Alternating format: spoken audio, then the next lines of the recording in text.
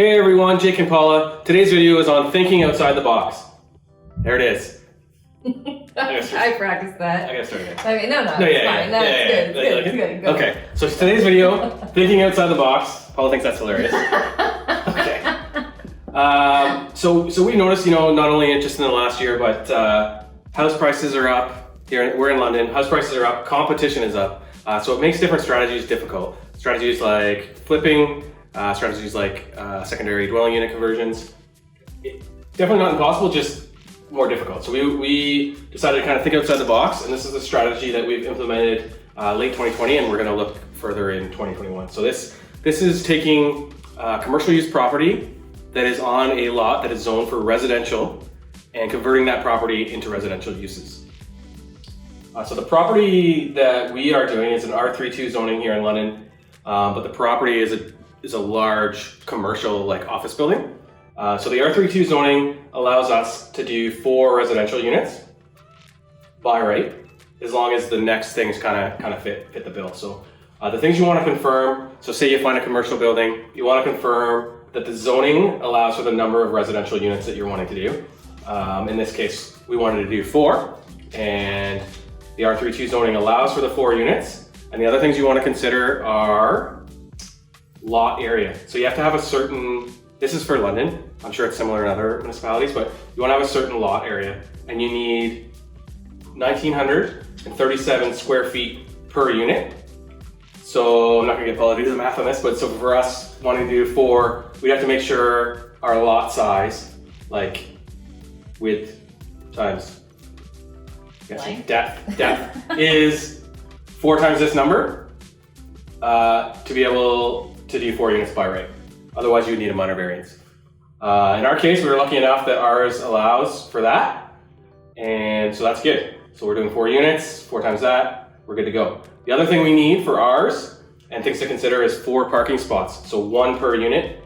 And this is specific to the R32 zoning. I have seen some that require 1.5 parking spots, but for us, we need to make sure we have 4 parking spots, which can sometimes be tough depending on the area of the city. And the parking spots for London are, I think, 5.5 meters times 2.7 meters. Don't quote me on that, but it's close.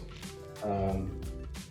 And another thing to consider, kind of goes along with the lot area, is you want to make sure the lot is actually, the lot dimensions are actually conforming to the zoning that you're questioning.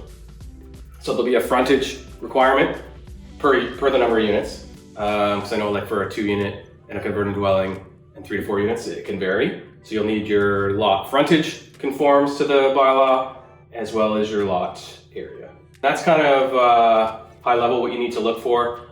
The other things you want to consider that we've run into, but we kind of knew in advance what was good, was property tax. So commercial property tax is typically significantly higher than a residentially zoned or residential use property.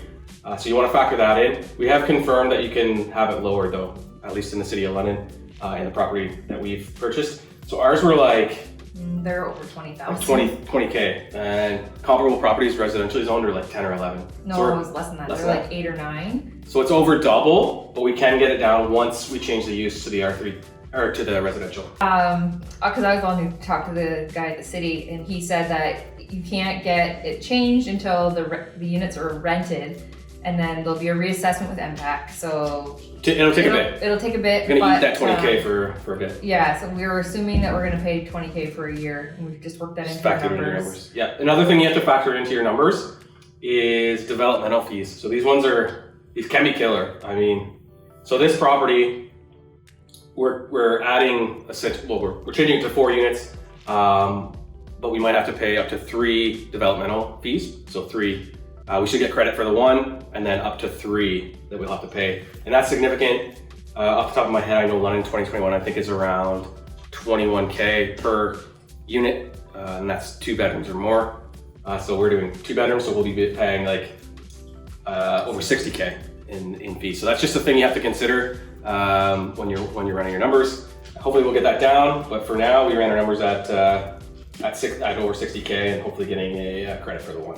Another thing is when it's commercial use, there's HST. Oh yeah, how can I forget? How can I forget the the 150K of HST we have to pay? So So yeah, just Yeah, we're definitely, you gotta pay it. We're definitely not like accountants or anything. No. So there's probably ways that There are we're filling out. ways. So We just let our accountant deal with it, but yeah, it's a hefty. It's a hefty.